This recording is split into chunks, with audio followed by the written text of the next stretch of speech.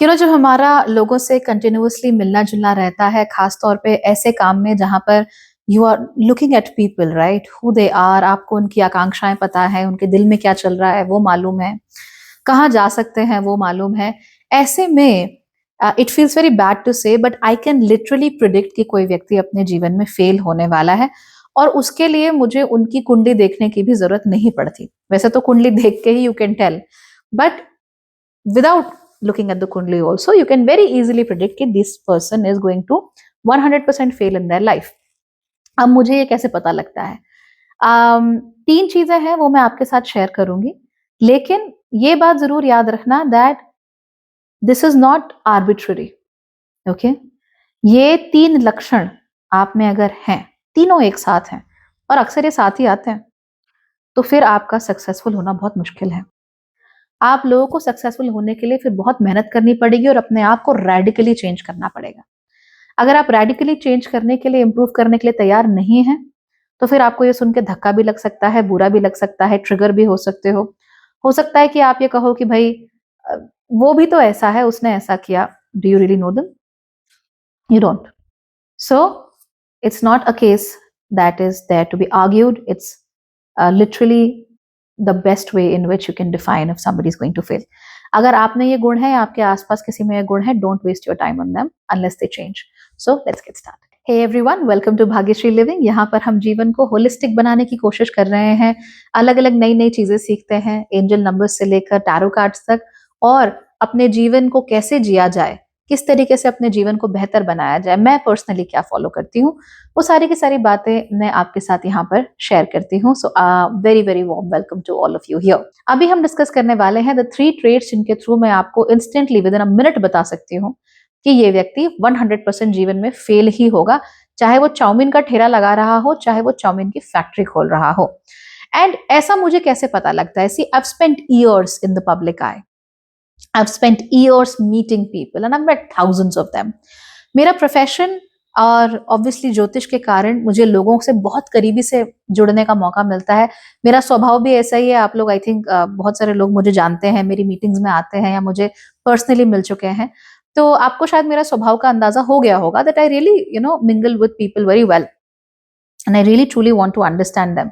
तो इसके कारण अब मैं इतने लोगों से जिंदगी में मिल चुकी हूँ that start having ideas about who people are and what they want out of you. तो ऐसे में मैंने देखा कि बहुत सारे लोग ऐसे होते हैं जो हमेशा दुखी ही रहते हैं हर चीज से। अब उनसे पूछो कि भाई क्या बात है, क्यों दुखी हो इतने, क्या समस्या है आपको, then they will tell you कि भाई वो फेल हो रहे हैं या कुछ प्रॉब्लम है या ये है वो, बहुत सारी बातें उनके साथ आती हैं। एंड आप कोशिश करते हो, और मैं तो शुरुआत में बहुत कोशिश करती थी, कोई मेरे पास दुखियारा आता था तो मुझे लगता था कि यार नहीं, this person needs to be help ना, इनकी मदद करनी चाहिए, इनके लिए कुछ करना चाहिए, इनको थोड़ा सा we should be guiding them a little.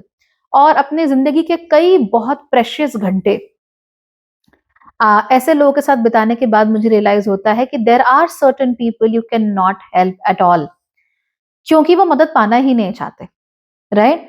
और ये जो 3 लोग होते हैं ये अक्सर जिंदगी में बार बार फेल होते रहते हैं, they always have somebody else to blame for that. तो ये कौन है, इनके अंदर क्या 3 ट्रेट्स होते हैं खास, ये आपको देखना है। आप घर पे हैं, चाहे आप मैनेजर हैं, चाहे कुछ भी हैं, आपको बहुत बहुत काम आएगा, राइट? ओके, चलो बताती हूँ। नंबर 1, ये लोग हमेशा इमोशनल एक्सट्रीम्स पे बात करते हैं। ये लोग कभी भी मिडल ऑफ द स्पेक्ट्रम पे आ ही नहीं सकते। नाउ रिमेंबर, हम इंसान हैं, हमारे अंदर इमोशंस हैं and we all are emotion driven only end of the day. लेकिन हमारे इमोशंस कभी एक्सट्रीम पर नहीं होते। मैं अक्सर सोशल मीडिया पे ये देखती हूँ, किसी ने आपके लिए कुछ छोटी सी चीज करी, like the most random smallest thing in the world, and you go into beauty queen mode, oh my god, really? And then you start crying and all that. That's a bit too much. From what I have noticed is कि लोग खुश हैं या दुखी हैं, सामान्य रूप से देखकर पता लगाना बहुत मुश्किल होता है। You really need to be a very good judge of people's faces to be able to figure out whether they are very happy or very sad, क्योंकि नहीं पता लगता।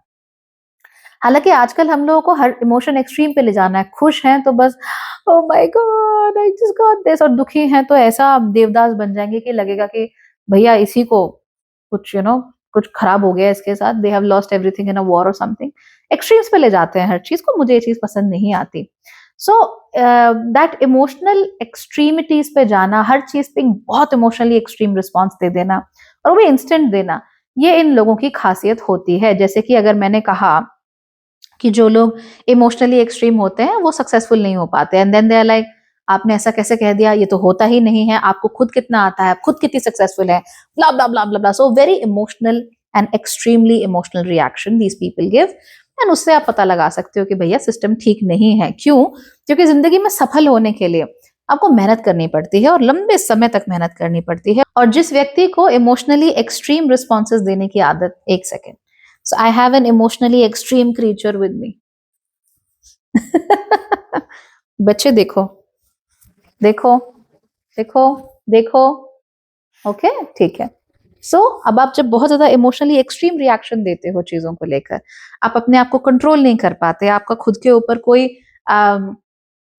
कोई रेगुलेटरी मैकेनिज्म ही नहीं है अगर आपका, so you will always create troubles, people will dislike you, they will hate you, and उसकी वजह से जाहिर सी बात है कि आपका जो सक्सेस का कोशेंट है या प्रोबेबिलिटी है आपकी सक्सेस की, वो बहुत कम हो जाती है। इसीलिए हमें हमेशा इमोशनली खुद को रेगुलेट करके रखना है।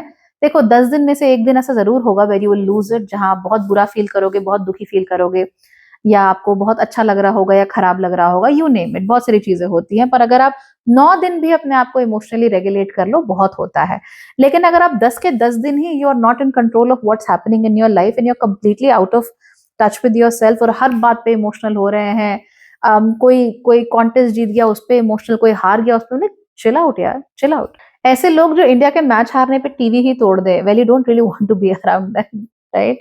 सो that is trait number 1, extreme emotional responses to everything. Number 2, ऐसे लोगों को हर चीज के लिए क्विक फिक्स चाहिए होता है। अब देखिए एस्ट्रोलॉजी जैसे क्षेत्र में आपको बताने की जरूरत नहीं है कि हर कोई क्विक फिक्सेस ही ढूंढ रहा होता है। एवरीबडी इज लाइक ये बताओ ये कब होगा, इसके लिए क्या कर दूं, इसके लिए कौन सा रत्न पहन लूं, इसके लिए कौन सी पूजा उपाय कर दूं। I don't understand. ऐसे नहीं होता।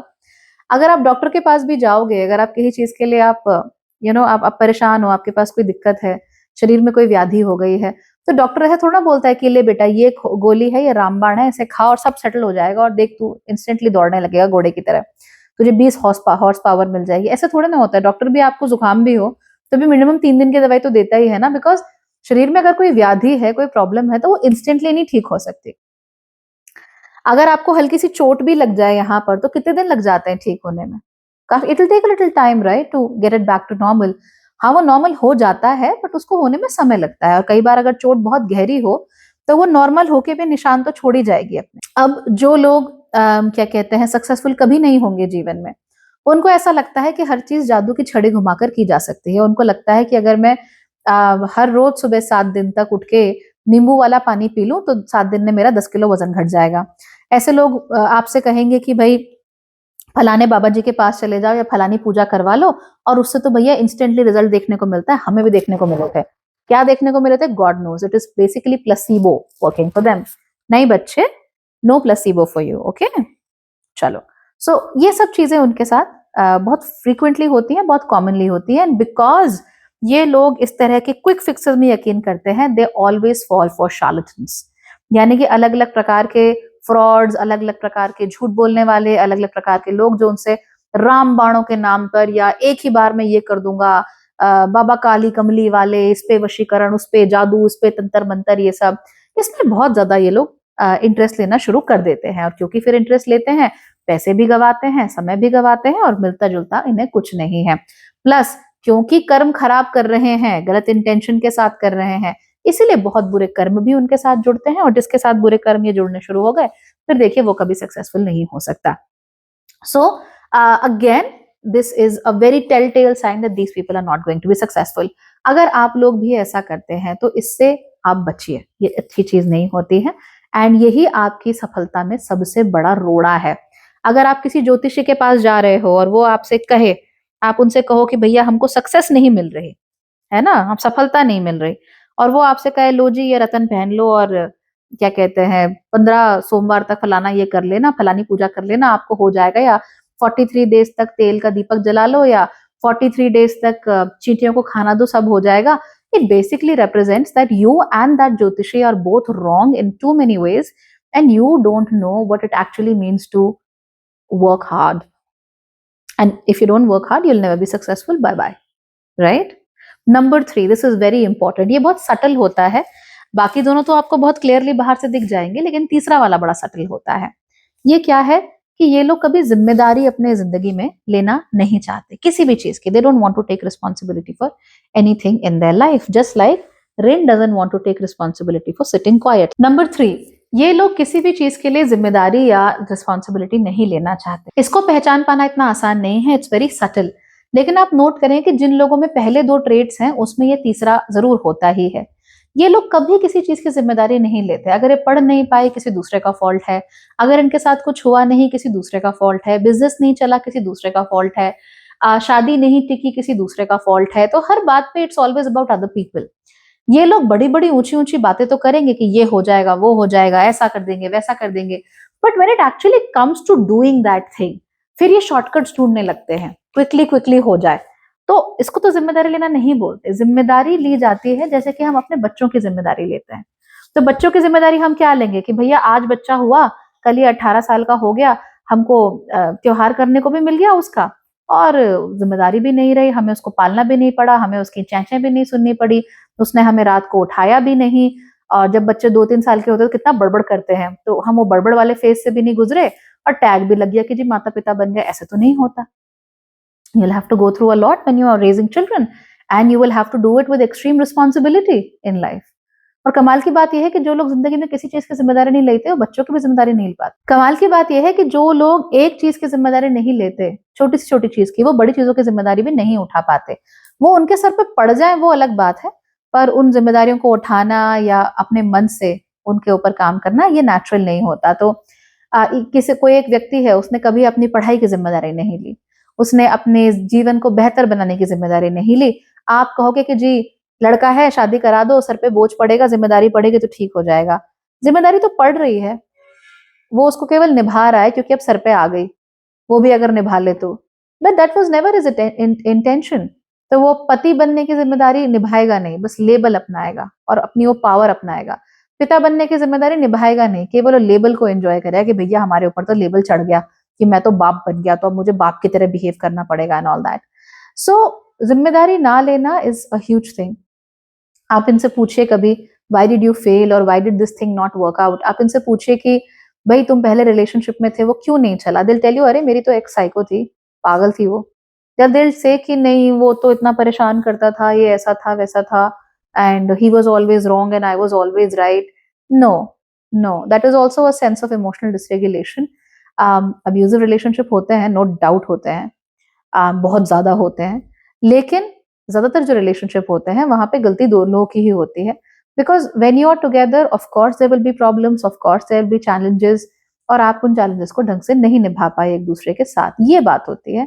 And then you also have a sense of respect for the other person, but आपको सेंस ऑफ रिस्पेक्ट नहीं है, लगा अरे ऐसा गया, ऐसा हो गया, ये है वो है।